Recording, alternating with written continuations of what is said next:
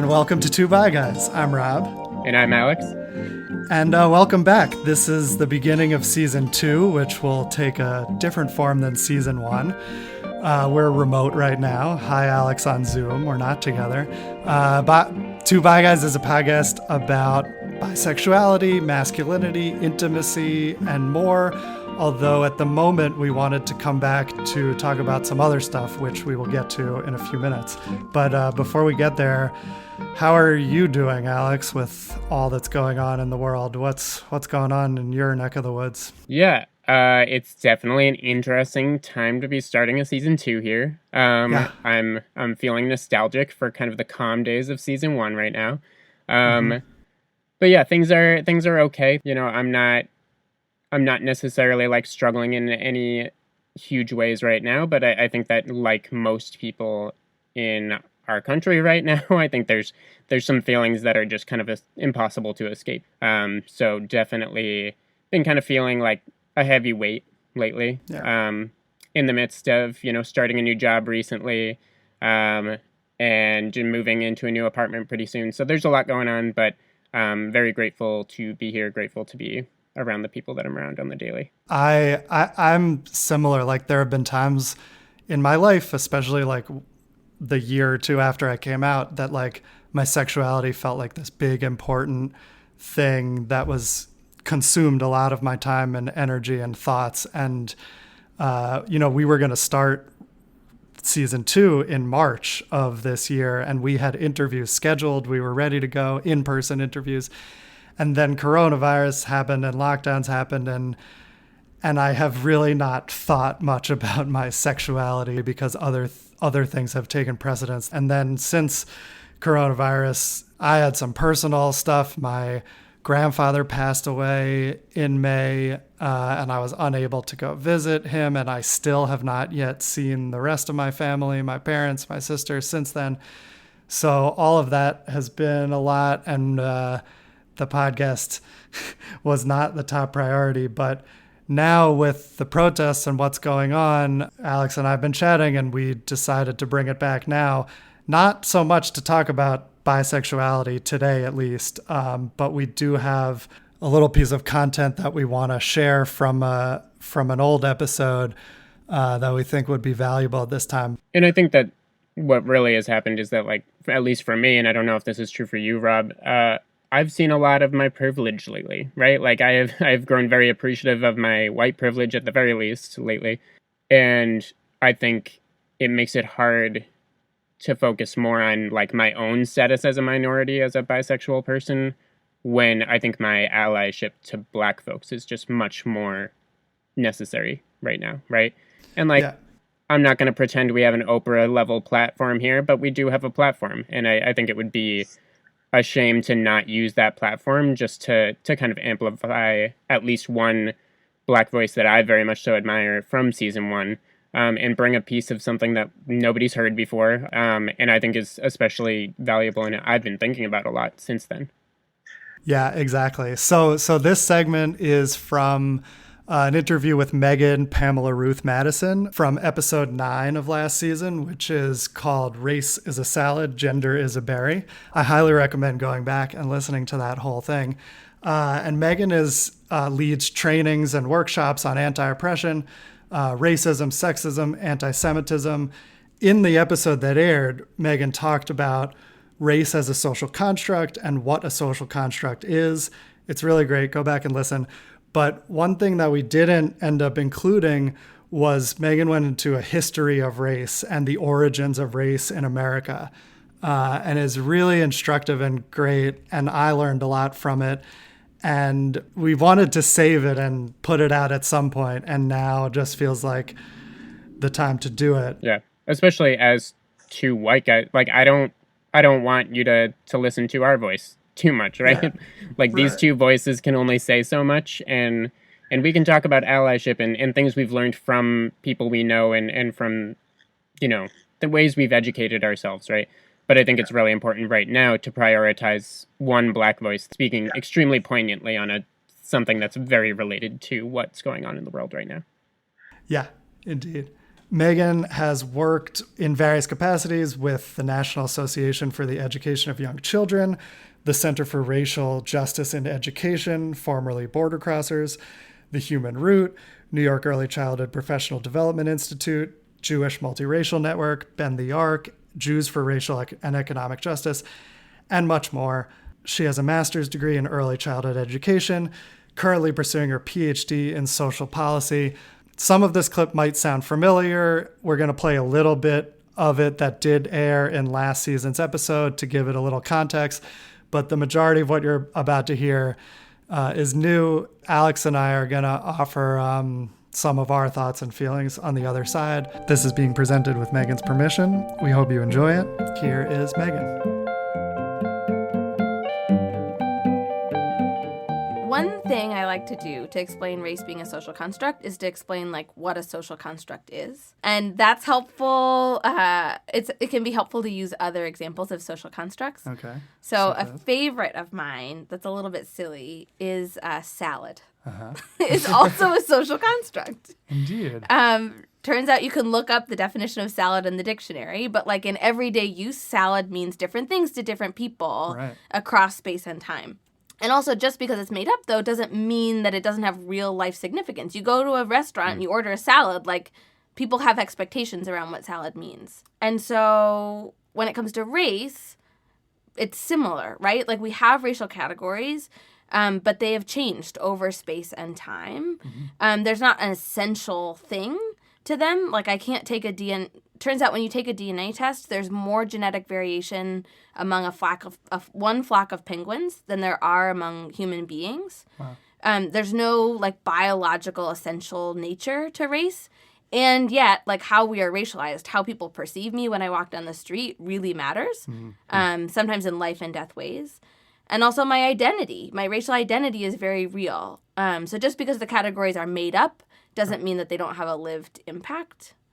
And then we go into the workshops into a lot of the history around like, okay, well then who invented, if a social construct means human beings invented it, who were these human beings and when and why? Because also human beings, societies invent things for a purpose, not just for fun. And that leads us into the conversation about racism, because essentially race was constructed and serves the purpose of racism. What do you mean by that? Do you want me to do the whole history? Yeah, let's hear it. So I usually start with the 16th and 17th centuries. Okay. Or actually, I start even before then. I start at the dawn of human history. I wasn't there. Y'all weren't there. There's very little documentation. But my guess, and a lot of people's guesses, is that as soon as there were human beings, they were forming groups with shared identity and fighting with each other around those different identities and different group memberships. But the particular group membership that we call race did not exist at the beginning of human history. When we look at like kind of historical artifacts, we start seeing people using racial categories only around the 16th and 17th centuries. So like that's pretty recent. And then we have to ask the question, all right, well, what's happening globally in the 16th and 17th centuries? Do y'all remember? No. I'm not freshed up on my history. So bad. No worries. People often say colonization. Okay. Yeah. Right? Yeah, so we've got Europeans like hopping on ships and camels and stuff going all over the global south. Yeah. Stealing stuff, raping people, doing really, really bad things. Often justifying it in the names of civilization, often in the name of Christianity. So that's kind of like global trend, what's hot in the 16th and 17th centuries. So, and then we've got the Enlightenment. Do y'all remember the Enlightenment from like high school history? Yes. Yeah. What Heard was of hot? it. Yeah. Heard What of was it. hot in the Enlightenment? Like learning and education and arts and culture. Yes. And in particular, this idea of like science as the way to yes. achieve an understanding of truth. Yeah. And there were all kinds of dudes who were looking at the natural world. Like Carolus Linnaeus was one of those guys.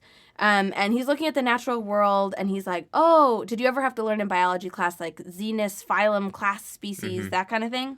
Yeah. That's when all that science is getting hot. They're just like super into, which as a preschool teacher, it's like very similar to 3-year-olds, like really into categories. Like, where does this go, right? We're going to sort stuff. Yeah. So they're really into sorting stuff. They sort animals, they sort plants. And then there's a couple dudes, one of whom his name was Johann Friedrich Blumenbach. He's not the only guy, but he was one of the more famous guys. He's really creepy in my mind because he is collecting skulls from around the world. He's literally got like Fun. a skull, right? Yeah, I like that. So bananas. Would have been me. So he's collecting these skulls from around the world, and he's like, hey, dudes, I figured something out. It's not just animals and plants that have, like, different types. Human beings actually come in different types, too. He really thinks he's onto something. Mm-hmm. And he publishes... maybe it's not me. Yeah. Sorry. He publishes this research. Yeah.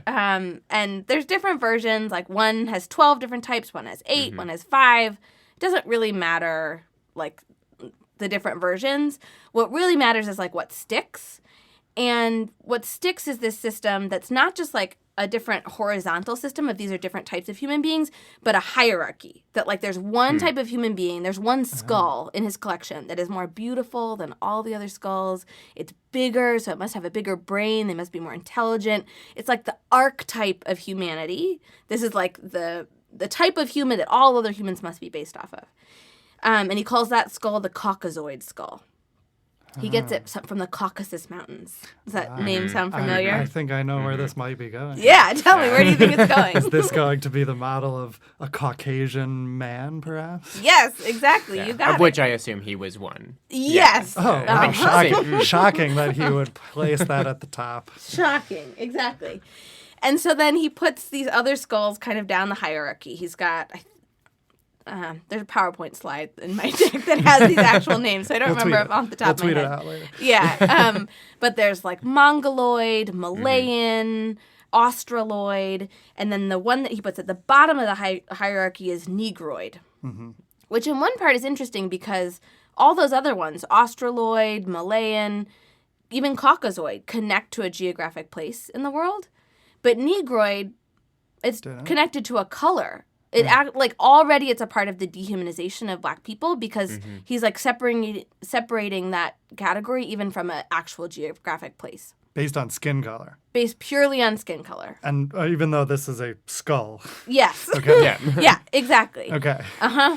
And that's kind of the origins of what we call white supremacy, or the idea that whiteness is normal or superior and anti-Blackness, Blackness being almost subhuman and at the bottom of that hierarchy. And then everybody being racialized, but everybody's in between.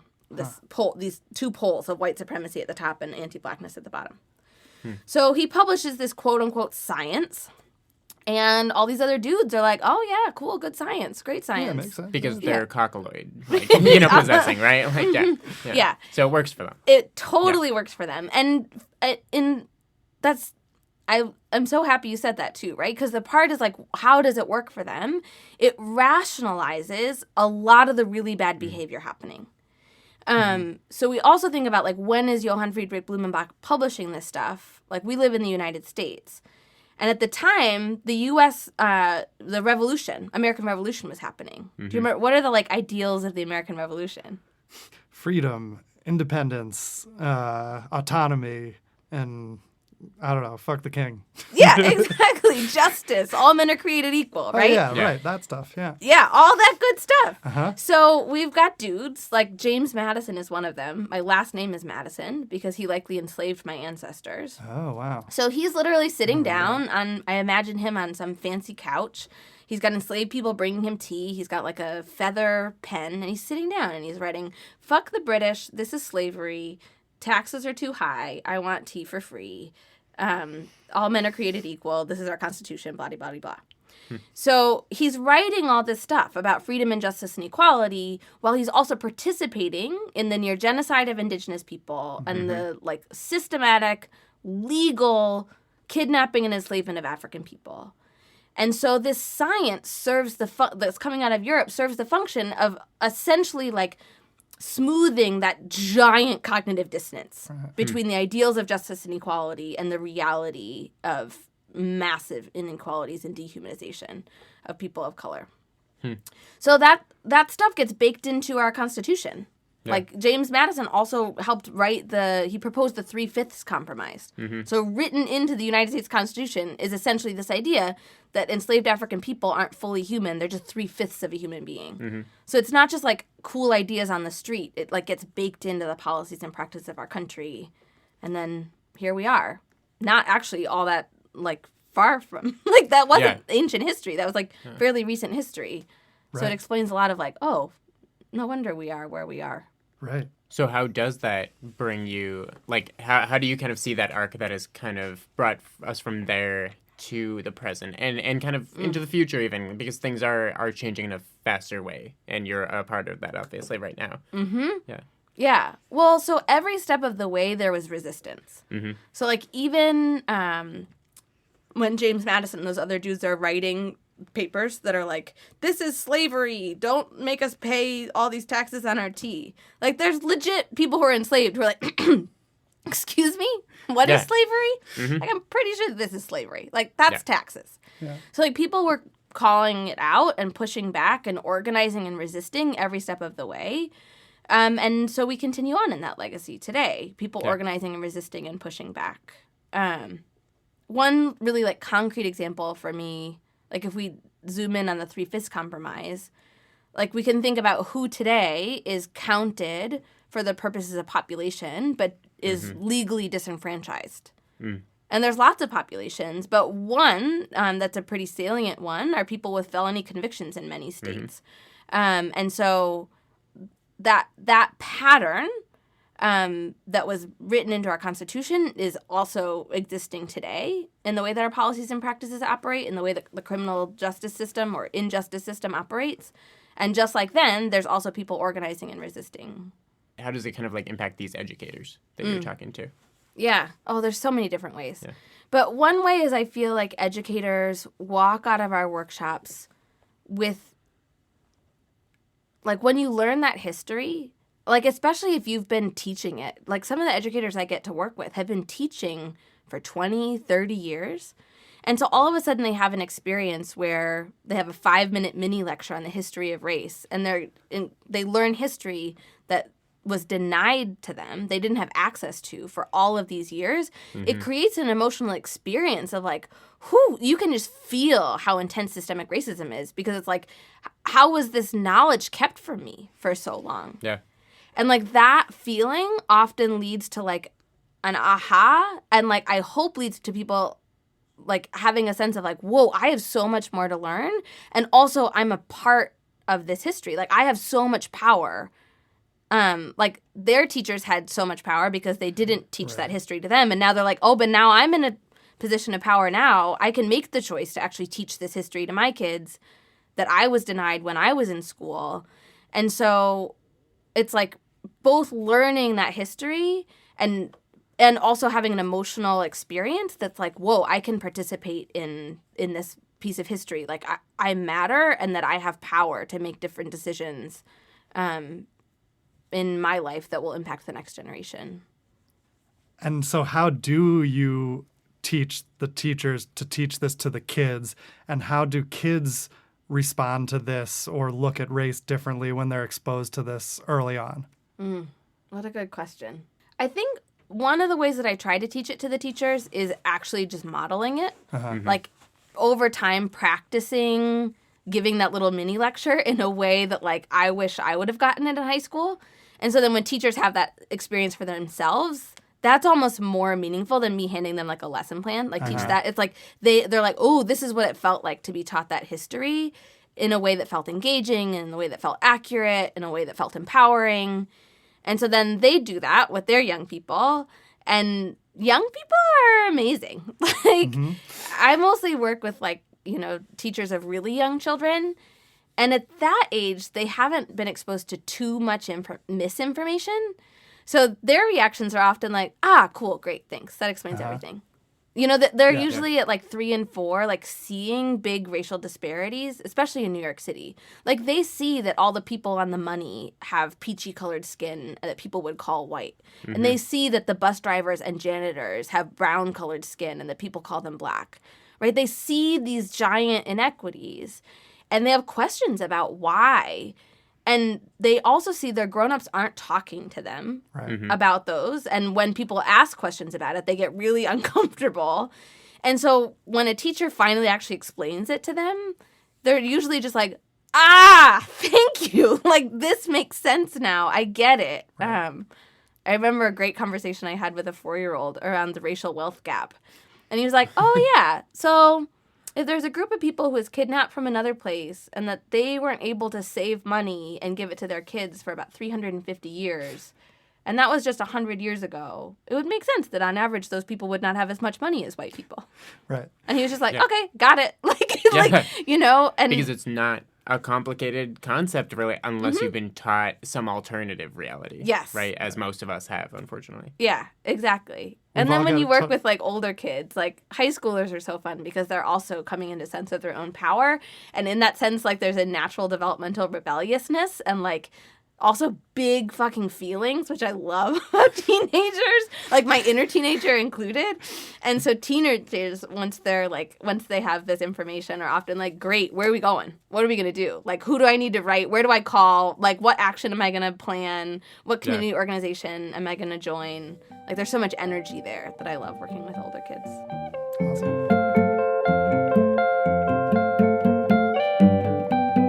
And that is the kind of energy that we are seeing today, right, Rob? Like, I don't know about you, but, like, listening back on all of that, everything that Megan has said, right at the end, she says that, like, youth, especially, like, those older youth, are looking for ways to get involved. And, like, we reached a tipping point, right? Like, this month, we reached, like, a tipping point where, despite coronavirus, despite all of the reasons to stay inside and to not say anything, everybody is speaking up for the first time, right? And not everybody, unfortunately, but quite a few. Megan, among millions of others, have been making these same points again and again. And now it just took, unfortunately, tragedy in this case, with George Floyd, to, like, put things into the national landscape in a new way. And it's just, there's so much more to go in terms of education, because, like, there's still such a big portion of people who are denied that education that Megan just gave us, and either denied it or choose not to engage with it, right? And, like, I think what's been going on the past few weeks has hopefully sparked more people to engage and learn more and educate themselves.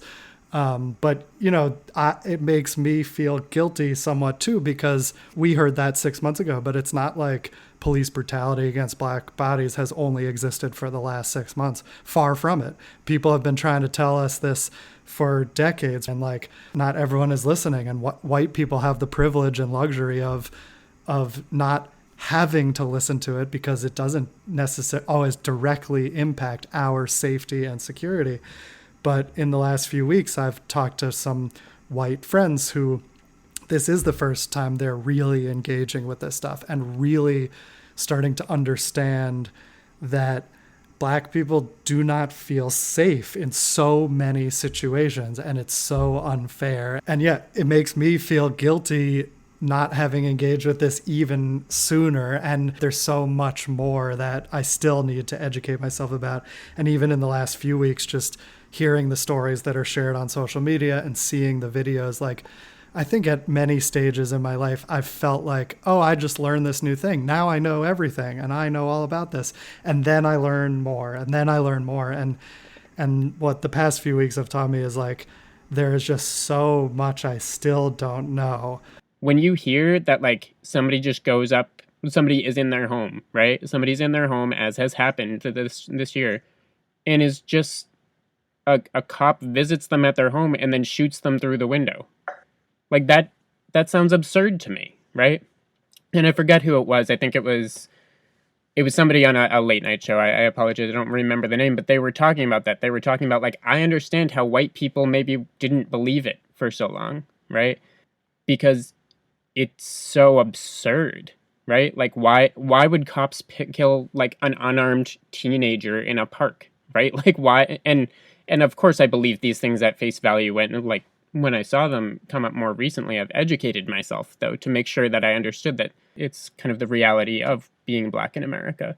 It wasn't ever a fair excuse, but now it's truly impossible to understand how somebody could see everything going on in this country to me, and not realize like there's work that has to be done. There's conversation that has to be done, and it's not on Black people. It's on us, right? As white people. I feel that anyways. Yeah, seeing these videos makes me so angry. And I think like you said, I'm feeling like to some level, I know it's been going on, but I'm shocked to see it and to see how bad it is and to see how often it happens. And I'm guilty that I feel shocked because a lot of people are saying this has been going on. You shouldn't be shocked. And it's great that like it's getting the attention that it is now. And that's thanks to Black Lives Matter and other activists like over many years pushing for police accountability, body cams, like being able to record the police. All of this is the result of many years of activism. But, you know, now it is up to us now to engage with it. And also what you were saying, like, you may not discriminate based on race, but that's different than being anti-racist. And I can say for myself, I have not always been anti-racist, like an actual advocate, activist for anti-racism. And that requires engaging with this constantly and it being part of our politics always, not just when it's in the news. And it requires white people to dismantle white supremacy. And there's many, many ways we can do that. And there's many resources out there, and I'm still learning about how to do that. But that's our job. And everyone needs to register to vote and vote in every election that you are able to vote in. Especially local elections, which decide on things like, you know, police review boards in your districts and such. You know, just a quick plug that. Like, I was not there in Minneapolis. I wasn't there on the street. But I saw the 10-minute video or whatever it was. And for 8 minutes and 40 some odd seconds or whatever, seeing like a cop's knee on a black man's neck. And then seeing and hearing like the pleas from people around him to like, please just give him air. Not even just from George Floyd, like, right? It's from people around who are filming, who are saying like, he's literally going to die. I felt trauma watching that video, right? I remember like the 48 hours following it. Like I remember how emotionally taxed I became just from seeing that incident, right? Seeing that murder. And I think what I'm realizing more and more is the reality that is just what it's like to be Black to an extent, right? That trauma exists in some form in so many encounters with police, right? So many encounters with white people who are in positions of authority or power, right? Yeah, I mean, the trauma of it is real, and it's such an important aspect. And like seeing the George Floyd video, I was just so angry that the officers won't listen to anyone and don't see what's happening.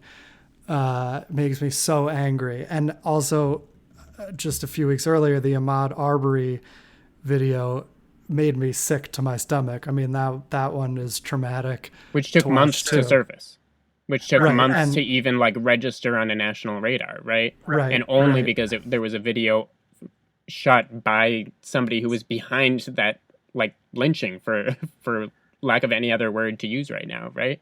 Right. Just imagine how much stuff happens that isn't recorded and then is lied about by the investigators or the police if they're in charge of it. I want to relate this to, not that this is the point, but it's just a way that, you know, it's a lens through which I have more empathy into this aspect of it, which is the Tree of Life synagogue shooting in Pittsburgh a couple of years ago. That was really scary for me as a Jewish person. And I remember I went to temple soon after that, and there were armed guards outside the temple for the first time. I remember sitting in the sanctuary, and the Tree of Life shooting happened in a sanctuary. A guy with a gun came inside, and I sat there the whole hour-long service just imagining to myself what it would be like for somebody to come in with a gun and shoot a bunch of people.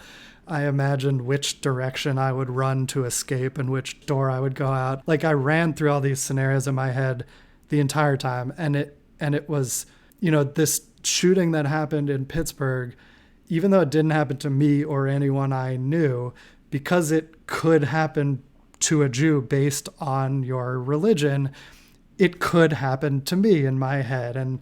And that is traumatic, whether it physically happens to you or not. That thinking about that, planning for that is traumatic. And I am scared right now of cops with all these protests.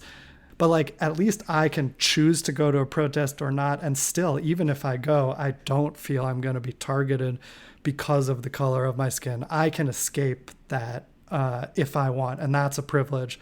And if you can't escape that because of the color of your skin, it seems like it must be a constant burden. Yeah, and I think... I just can't imagine what that's like. Yeah, I think a lot of queer people felt the same way after the Pulse nightclub shooting, too, right? I think a lot of people right now, it's June. People are thinking about Pride, too.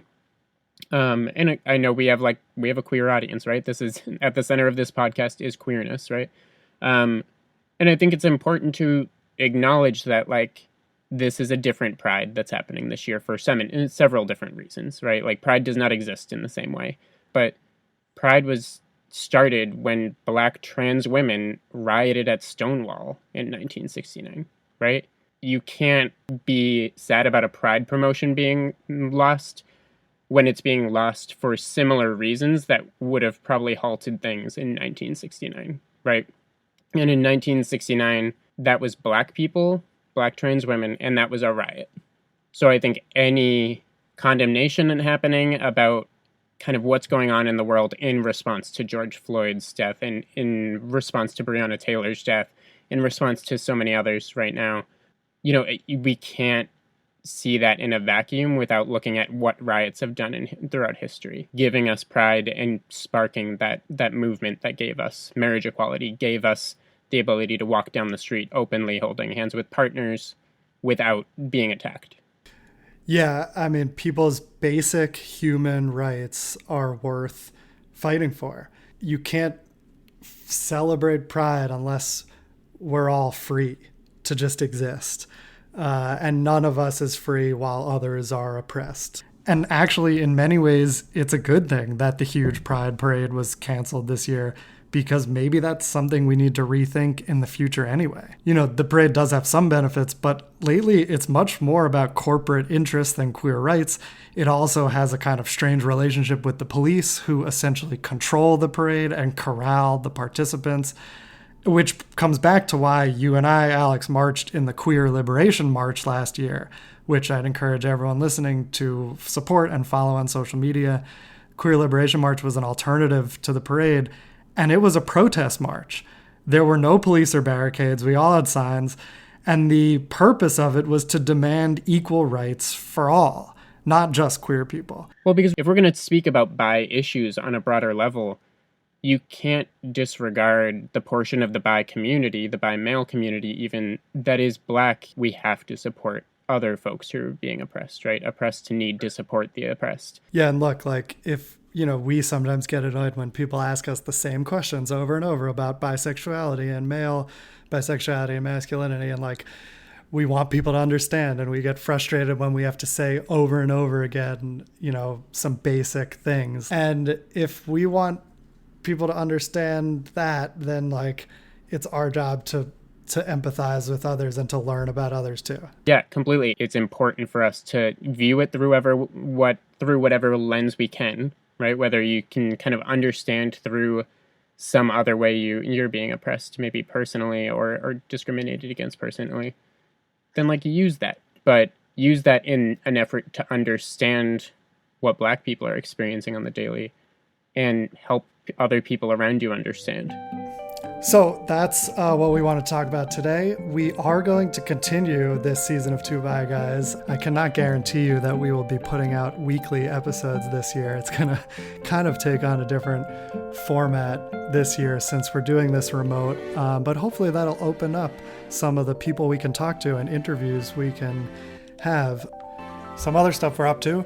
The Confetti Project is doing a virtual Pride this year. Alex and I will be on their Instagram live channel sometime the week of June 15th, so we'll keep you posted on that. Alex and I were also on an episode of Hello Goodbyes while we were on hiatus. It's another great bisexual podcast you should check out. And other than that, stay tuned. Hopefully soon, within the next few weeks, we will bring you some more episodes.